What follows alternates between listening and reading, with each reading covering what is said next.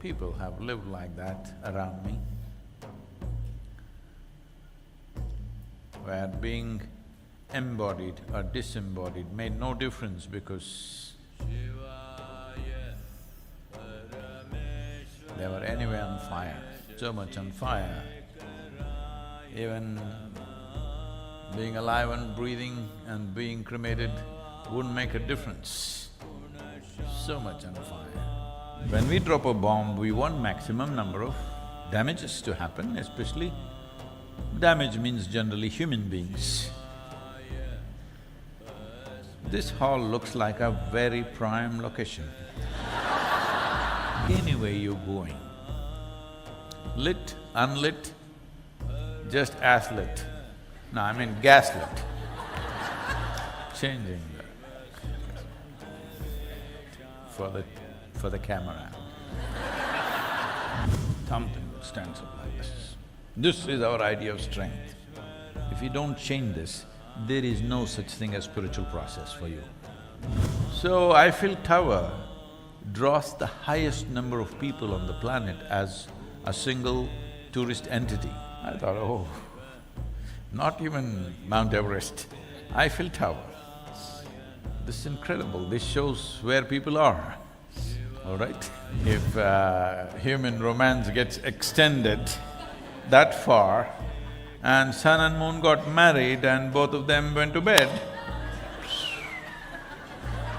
suppose North Pole wants to go on a vacation to South Pole, disaster on the planet, isn't it?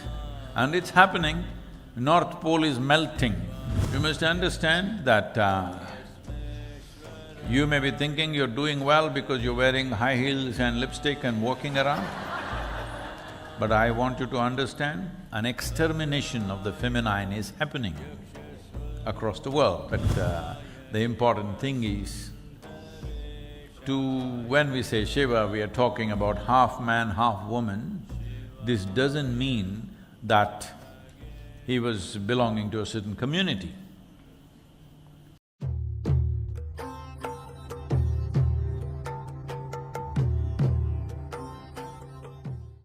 So, to do whatever we've been doing, most of it that I do is not what you see in the videos, or most of that I do is not something that's anywhere reported. For making those things happen, many incredible people have been around me, giving their lives.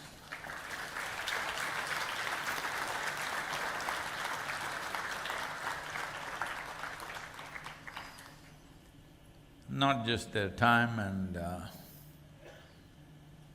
resources and stuff, literally willing to give their lives.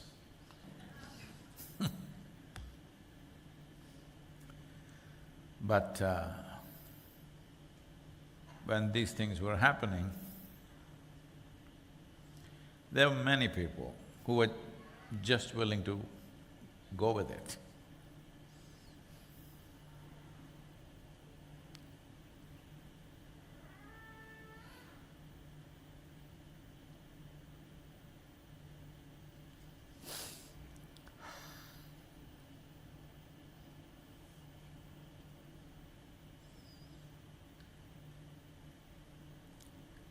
So, the sheer intensity of life, where the border between what is being alive and what is being dead is obliterated.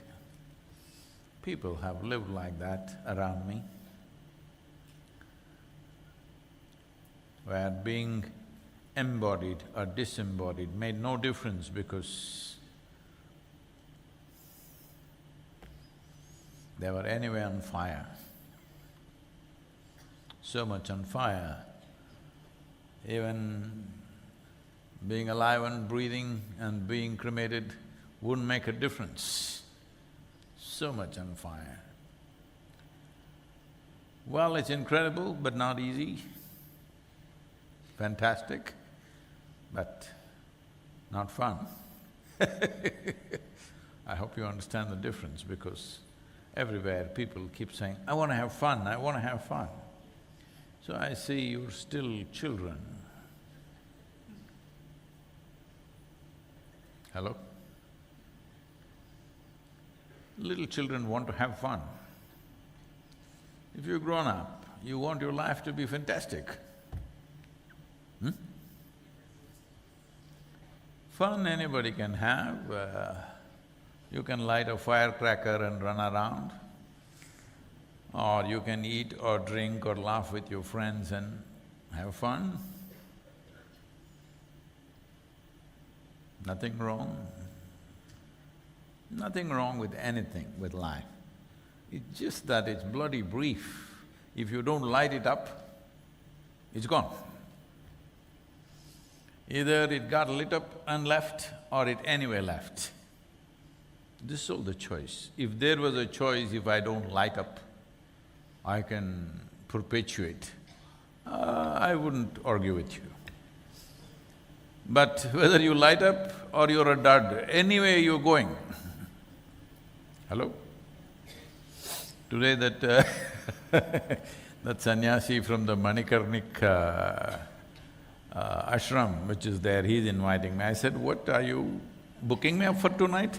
He said, no, Sadhguru. I said, no, but you must come. That's okay, but is this my day? I don't think so.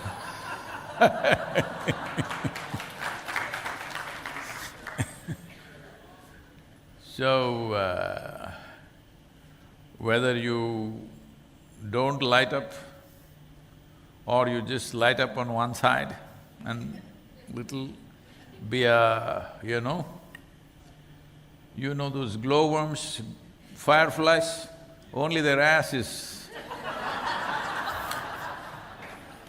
glowing. You can be like that, just one end is glowing. Or you can light up on all sides. Whichever way, in terms of time and mortality, anyway you're going. Lit, unlit, just as lit. No, I mean gaslit. Changing for the camera. Because the future generations may want to edit as lit and make it gaslit. Gaslit.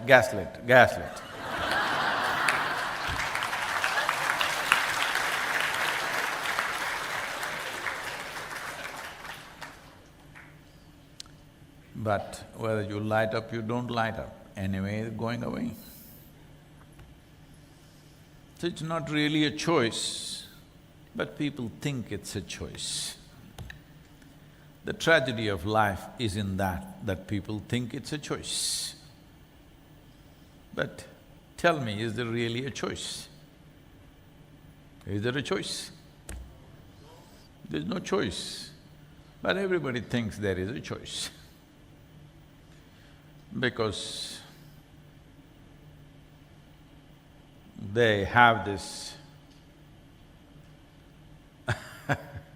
thought process or a psychological framework which tells them to not live is safe. Of course it is. But you live, you don't live, you die anyway.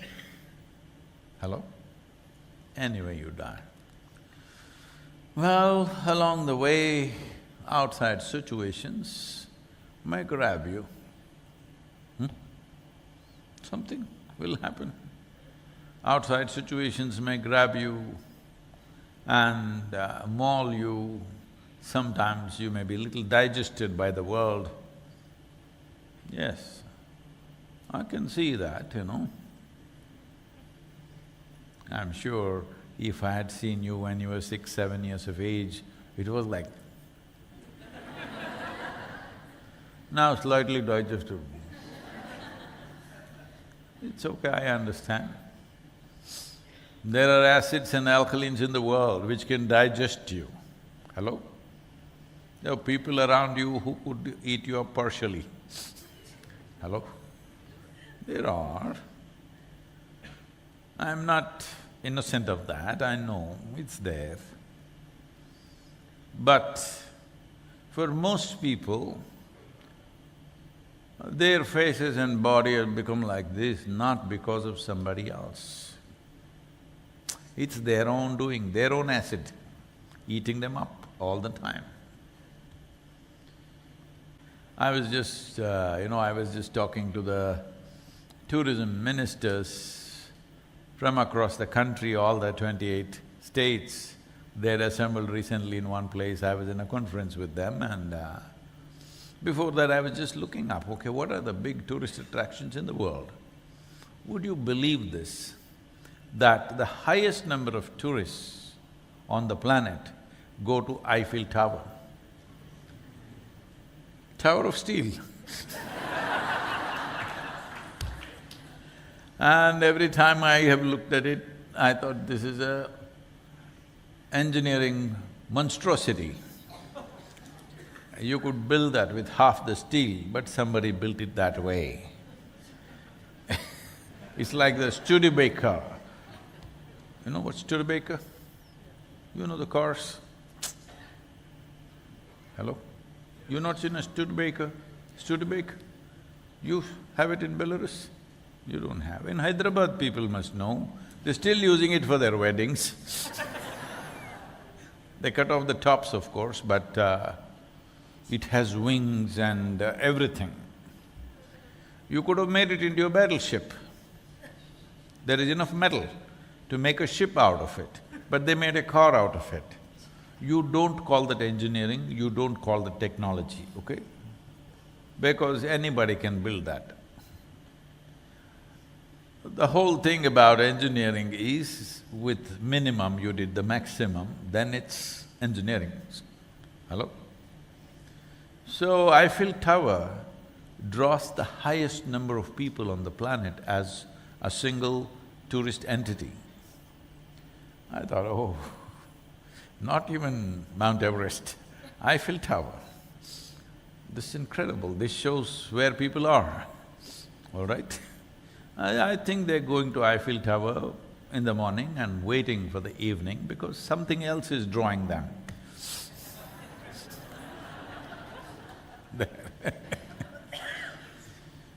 So, maybe it's a misrepresentation of stats, but the statistics say Eiffel Tower draws the highest number of people on the planet per year.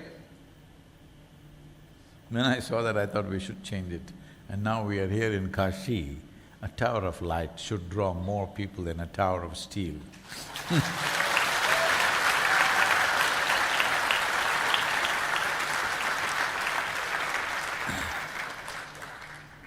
Because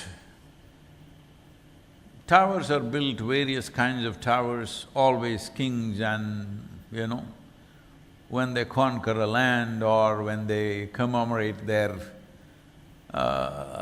glorious reign, usually glorious reign for them is always a horrendous life for the rest. Normally, anywhere in the world, I'm not trying to comment about any one country, anywhere in the world, whenever a king or an emperor says he had a glorious reign, it means a horrendous life for the rest of the people. So, this is because we have been taught to celebrate and appreciate dominance, something that stands up like this. This is our idea of strength. If you don't change this, there is no such thing as spiritual process for you. If you always understand, this is strength, then you will not know what it is because you are not using the physical as a platform to stand upon. You're carrying it on your head. You will never know anything. So very, very important, we understand strength and power in a completely different way. I want to ask you, see,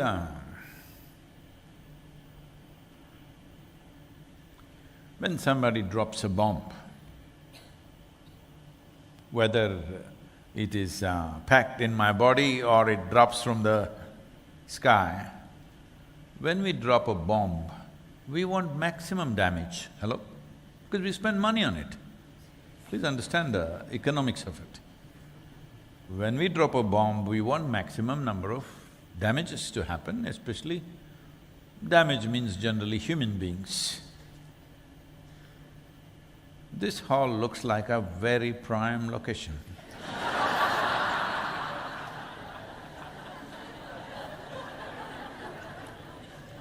Really, maximum impact. So this is one kind of power. Boom and…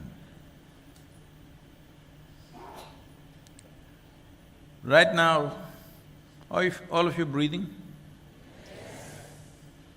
Heck, I'm just checking. Because they're inviting to Manikarnika. You breathing, all of you? So this air, you can't see it, you can't feel it, but you're breathing. This is another kind of power. It's powering our lives right now. Is it powering our lives or not? It's powering our life right now. Which do you think is more powerful? The air or the bomb? Oh, that's improvement. Because always it's been understood, this is power. So in this context, there are many aspects. We are just coming close to Navaratri. You know what's Navaratri? Those of you who are not from Indian background, please, do you know what's Navaratri? Indians,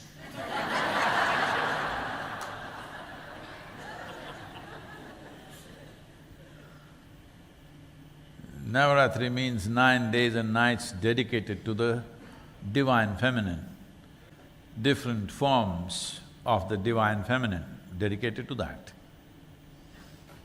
Still, among various cultures, almost every culture on the planet at one time had divine feminine as their orientation of worship and looking up to. But the only culture which is left on the planet which still looks up to divine feminine is here in India, nowhere else. Bharat is the only place. Hey, what's happening, women? Woo!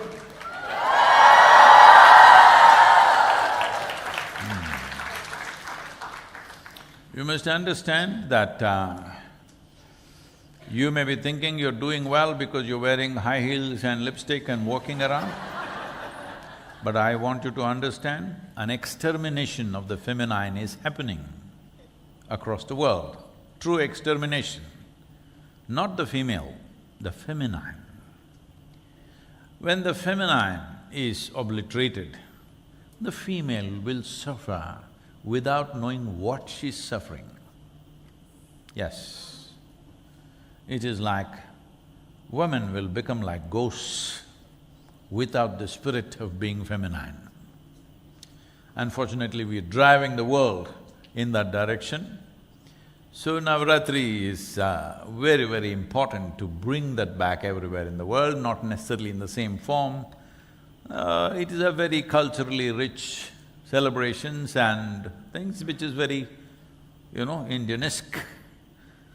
That's a different matter, but every culture needs to create that in their own way, as it's suitable for them, because the masculinization of the world, like colonization, masculinization is also kind of colonization, where a woman feels ashamed of being feminine, she wants to be a man.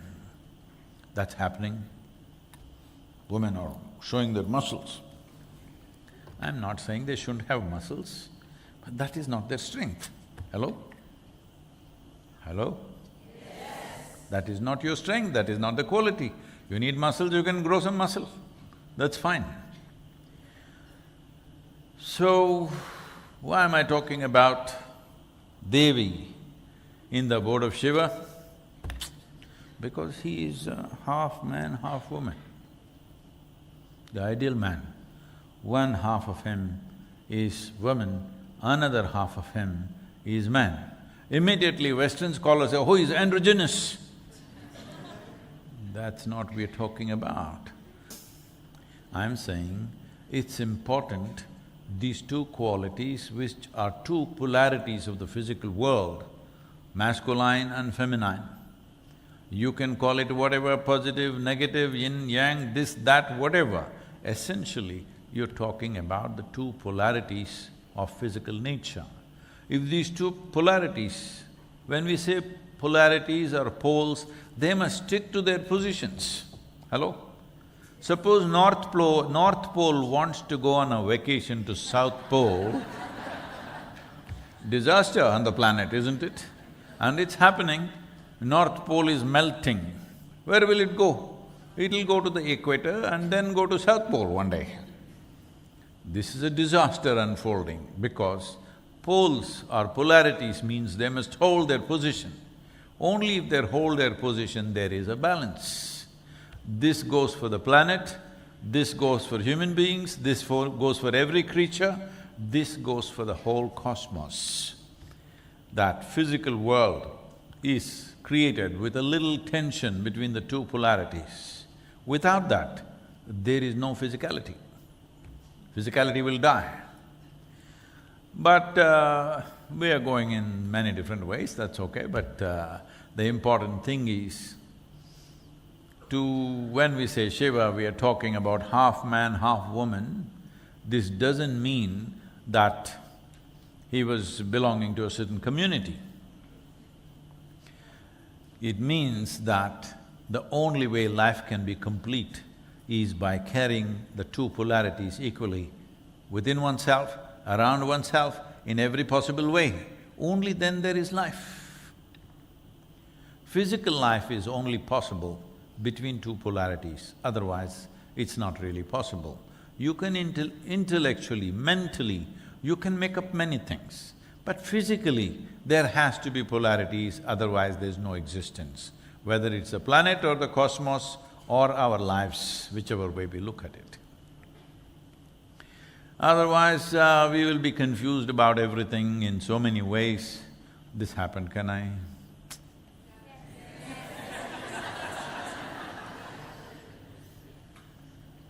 Because ladies are getting all boosted, I thought I'll joke about them a little bit. So, this happened in New Zealand. New Zealand, anybody? I chose a faraway place so that I could joke.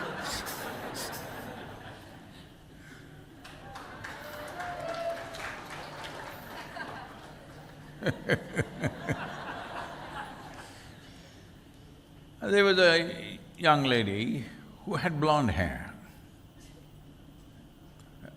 Anybody blonde? No, I'm not joking about the blondes. She had blonde hair.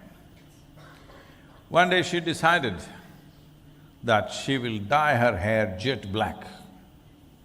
And she did just that.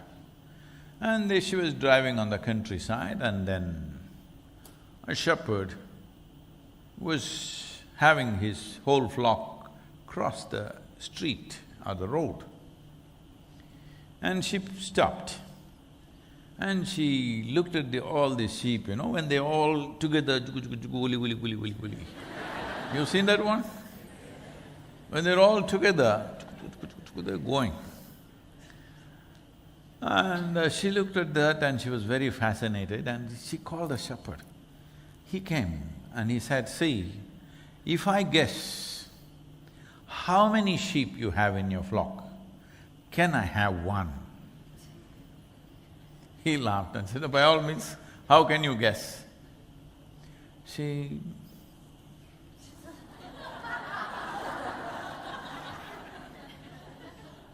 1,332. I said, how did you guess this? That's the number I have. Lala, it doesn't matter, you have to give me one. Can I choose? You can choose, he said. So she went and picked up one and put it in the car. Then the shepherd said, if I can guess what is the original color of your hair,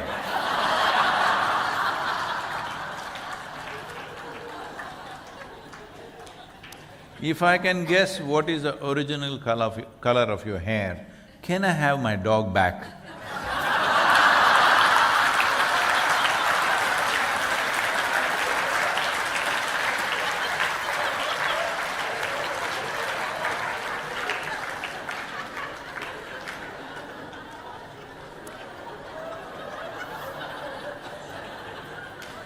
Life, you know. I'm just trying to balance the polarities.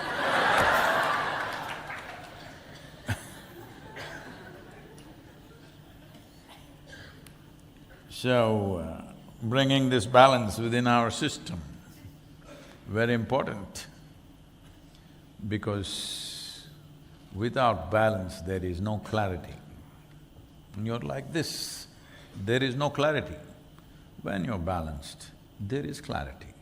When there is clarity, when you see everything just the way it is, life is a play, whatever. In terms of situations, life can throw whatever it wants. Nobody can decide. Hello? Can you decide what life will throw at you? It can throw anything.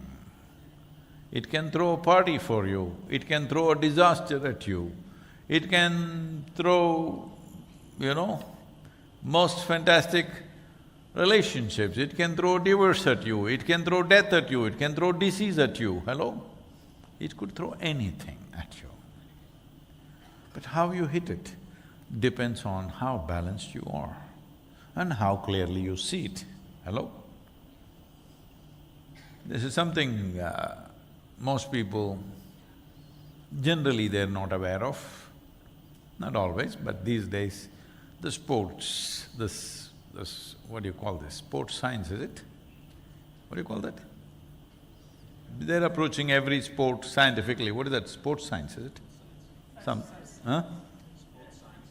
Something like that. I think there's another term for that, whatever it is. So now they are looking at everything, but most of the sport is determined by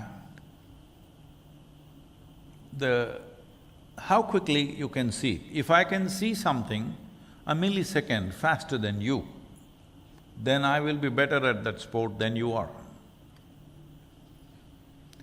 It's not just the skill, it's not the practice, it's not how much you know about the game. You saw it a couple of milliseconds faster, quicker, earlier than somebody else. It's a world of difference in most of the games.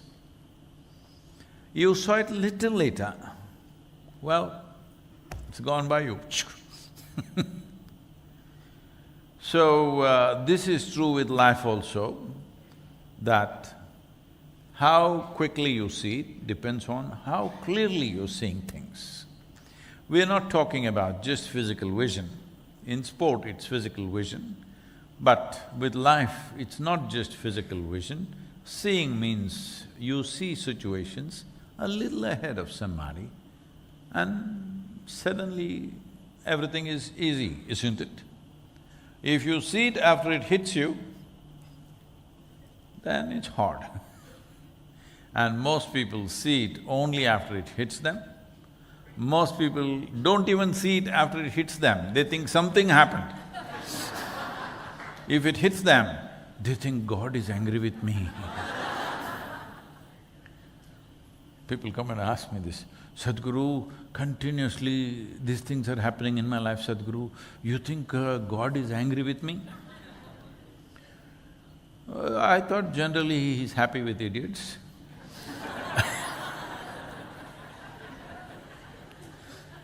Because, no, I don't want to go there, okay.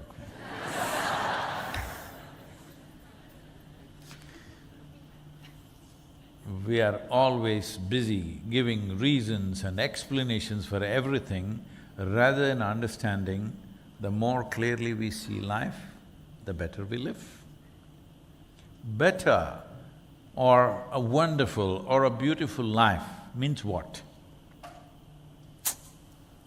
Better life means people think you got a lottery and you found the man who just listens to you.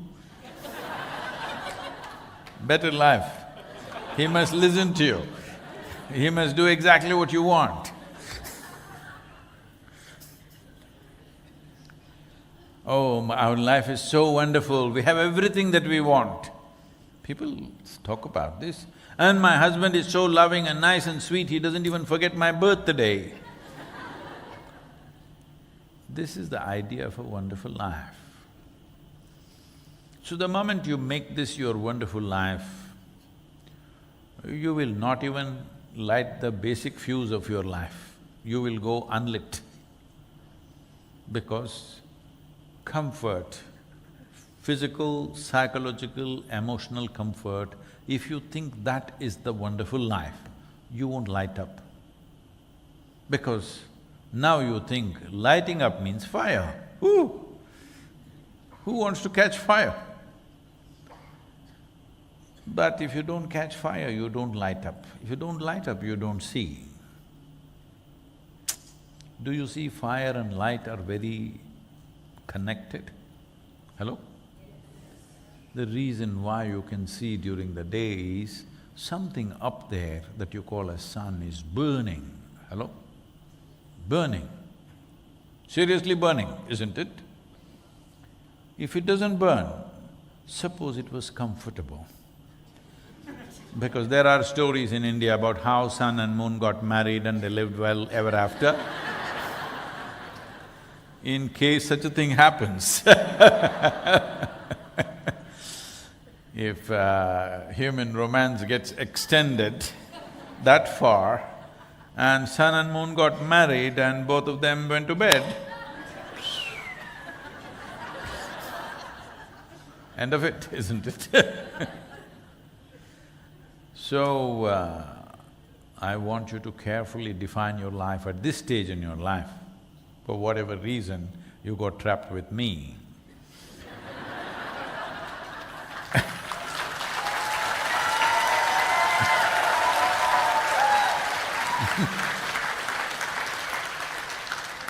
At this stage in your life, you must redefine what is a wonderful life. I will not do that for you, that would be very cruel.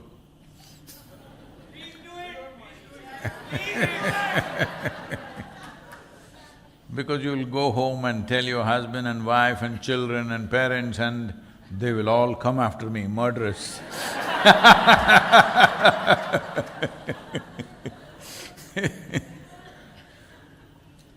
Because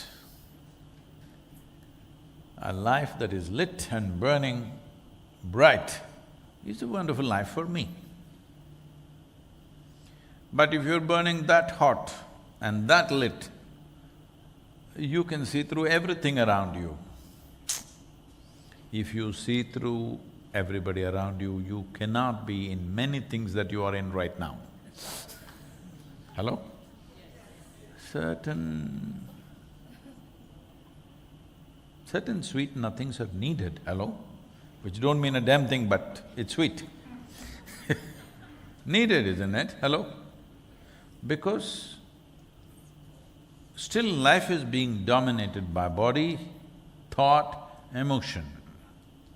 When your life is still being dominated by physicality, psychological nature and the emotion or the juicy part of psychology, then certain lies are needed, otherwise how can you live? Come on, tell me, be honest about it, hello? If everything is chuk chuk chuk, you can't live there, isn't it? You need little… I'm not saying it's wrong, it's fine, but it's limited. How long do you do limited things in your life? Whether you want to do it till the moment you reach your deathbed, or you want to do it till you're 30, or you want to do it till you're 40 or 50 or 60 or 160, is a choice that you should make. It's not for me to tell you when. But somewhere you should make a choice that, because right now body is strong, we have to make up certain things. Because right now our thoughts are running away in a certain way, we have to make up certain things. Because right now our emotions are made like this, if somebody is not always moo to us, we will feel lost. Hello? See, when you were a 2-year-old child, when you're beginning to understand language and feeling it, if your mother told you, this is it, this is the untruth, this is the truth, come on, that would be cruel. Hello? Oh, it's okay, Mama, don't worry, Boo, I'll get you the moon tomorrow morning. Hello? She had to say those things, isn't it? You think it's wrong? No, she's just looking at the need of the child and catering to that thing. In India, mothers will give one mouthful to the moon, one mouthful to the child.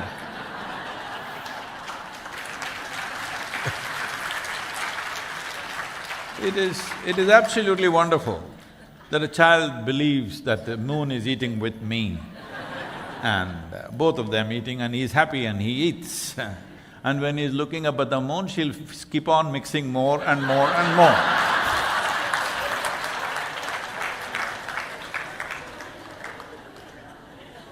So, I'm not trying to obliterate all the simple beauty of life, it's needed. But how long do you want to be fed like this? That you must decide, depending on what is your lifespan, okay? Suppose there are some of you who have 10,000 years, 100,000 years, I don't know. How old are you? Yeah. Don't say that.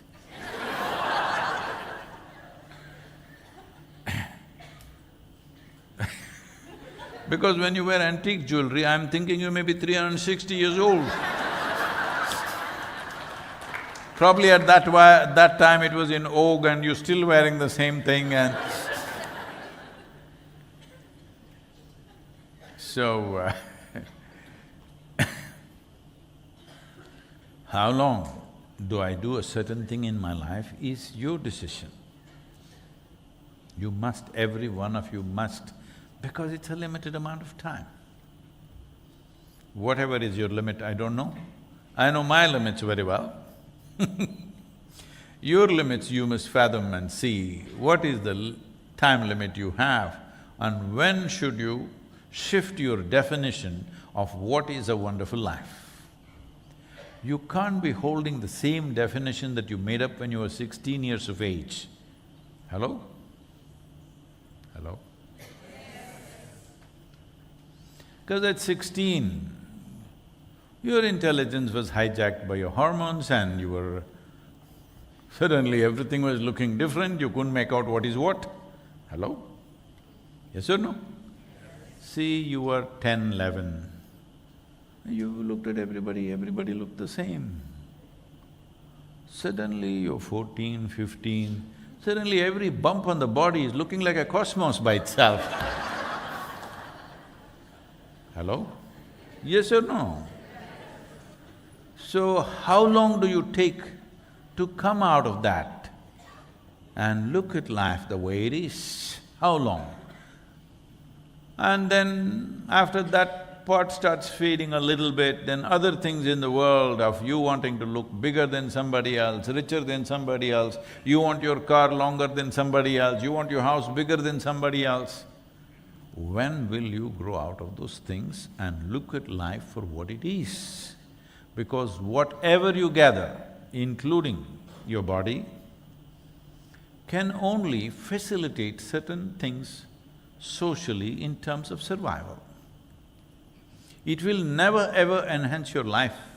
Life will not get enhanced. Life will not get enhanced with any kind of accumulation. Your accumulations and the life process are two different things. you can enhance your social status, your thing on the whatever, like I think that I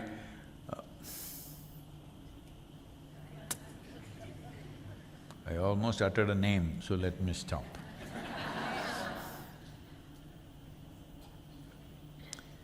So, am I the richest man in the world? Am I the biggest man in the world? Are my muscles bigger than yours? My house is bigger than yours, my thing is bigger than yours, this, that, whatever nonsense. How long will these things matter to you?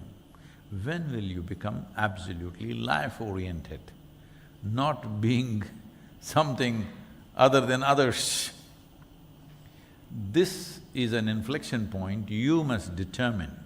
If you're not ready right now, you must at least say, maybe in the next 2 years I'll be there, 3 years I'll be there, or 130 years later I will be there. Whatever is your span, I don't even want to decide your lifespan. Who knows? Who knows? Who knows what kind of a freak you are? You may live more than a human being.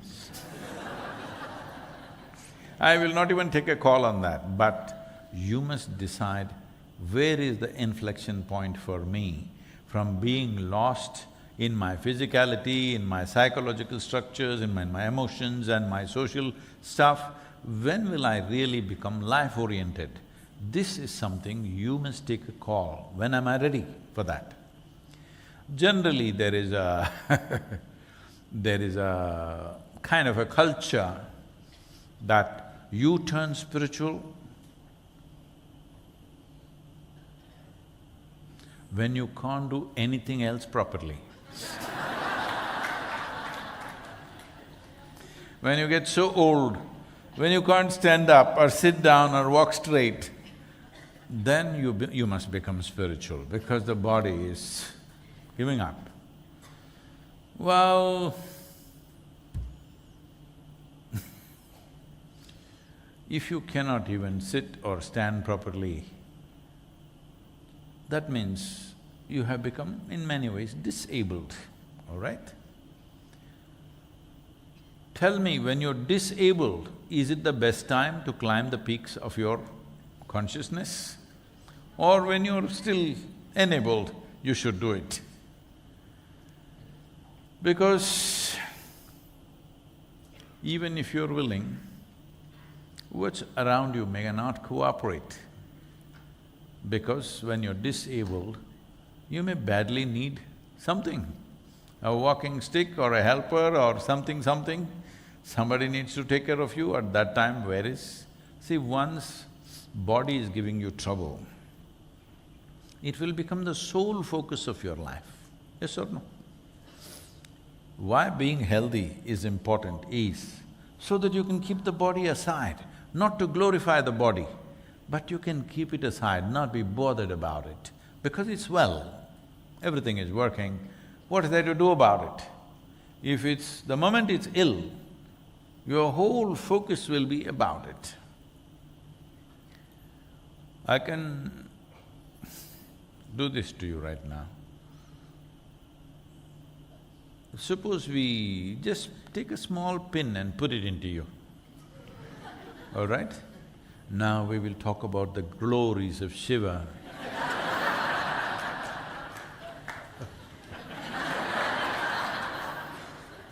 Just a small pin, hello? These days you're used to taking a lot of needle stuff, all right, to the pandemic. You've taken many pokes. So what is the big deal? No, life doesn't work like that. One small pin, everything will be right there, isn't it? Yes or no? You can't focus on anything else. So the idea of health and well-being is, if I sit here, no sense of body. That's the thing. Health and fitness is not about going on showing like this. Fitness and health means your body is not an issue, you can throw it around, no problem. That's the idea. It'll allow you to live. It works as a platform, otherwise it'll become the main focus of your life. So, this happened. A newly married man, anybody? No, because when I say New Zealand, somebody stood up, so I thought, there may be a newly married man.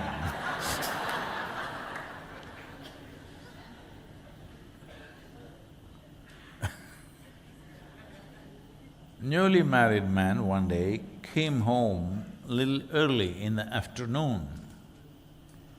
The young wife, she came out in her sexiest possible nightie and she said, "Tie me up, do whatever you want."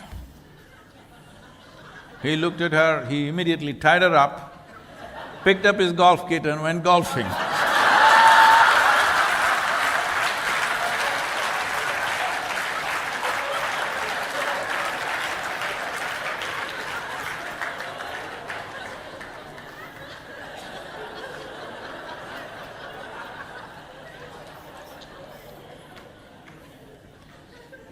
See, anytime it'll change, you know. The focus will shift in life. So before everybody around you shifts, you better shift. Hello? Either we learn to celebrate something or to abuse something. It's not needed. The important thing is to look at everything for what it is, what it can do, what it cannot do. Some people are glorifying physicality, some people are saying, put it down and bury it somewhere. Well, both have not worked, both will turn ugly, isn't it? So, this is why it is important to bring a balance between masculine and feminine, not between male and female, between masculine and feminine, so that we understand these are just two parts of life which needs to function in a certain way without friction. Right now we are looking at male and female or masculine and feminine as if they're two separate species and always they're at conflict, we have to do conflict resolution, we must do counseling. Why? Well, it is… naturally there is a certain level of attraction, so people are coming together. After that, what is the mess? After that, the mess is, you have unrealistic expectations of the other all the time. Don't nod your head, ma, from both sides I'm saying. Ah, Sadhguru understands my husband, yes.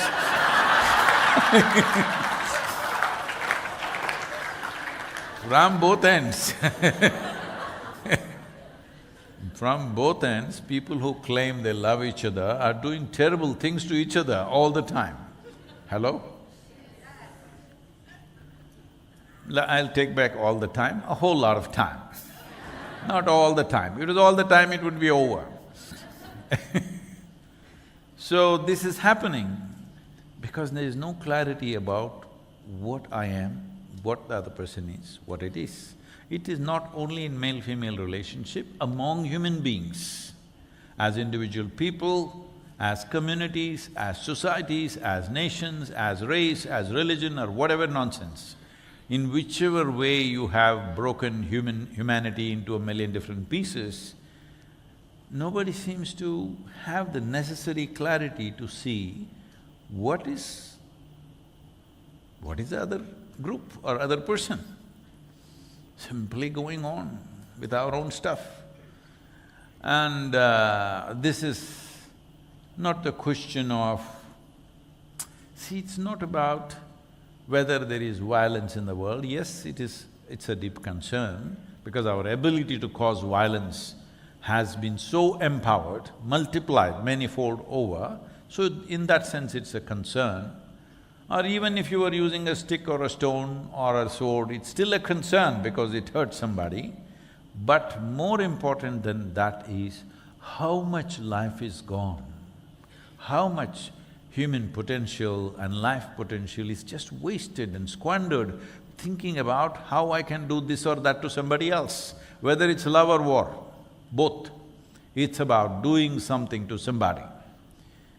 This is just taking away human potential and possibilities. Well, at different stages in life, different requirements are there, we are not against it, it's perfectly fine. But we are perpetuating certain things because we have not found anything else better. Ladies, it's okay, I can say something? You won't get all the women of the world against me. See, I've seen in the airports especially, maybe because they're traveling alone, I don't know. There are women carrying this sized teddy bears. They don't have a child with them. When I see this, I think maybe they got a child. No, it's their own teddy bear that they just probably bought in the airport or somewhere else. And it's like, see, this was okay. When you're 4 or 5 years of age, we allow you that. You're 35 and you're carrying a teddy bear. It's a little… Yesterday I was talking to a member of the parliament who comes from Norway. He said…